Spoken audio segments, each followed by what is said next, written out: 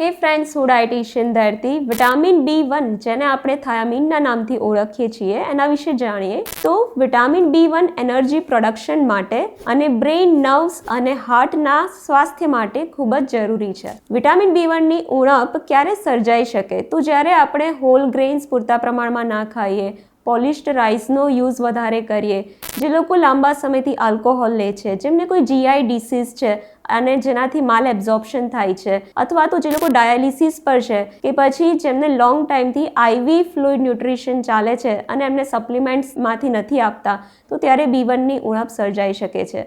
B1ની ઉણપથી dry બેરીબેરી અને wet બેરીબેરી જેવા રોગ થાય છે. ડ્રાય બેરીબેરી જે આપણા ચેતાતંત્રને અફેક્ટ કરે છે, જેનાથી હાથ પગ શૂન્ય થઈ જાય, હાથ પગમાં ખાલી ચડે કે પછી મસલ વીકનેસ લાગે અને ફૂટ ડ્રોપ જેવી કન્ડિશન પણ થઈ શકે છે.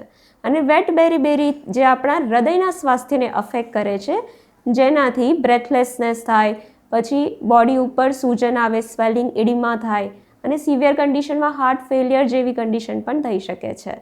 તો B1ની ઉણપ ના આવે એના માટે રેગ્યુલરલી આપણે હોલ ગ્રેન્સ, લેગ્યુમ્સ, નટ્સ અને સીડ્સ, એગ્સ વગેરે ફૂડમાંથી લેવું જોઈએ. Thank you.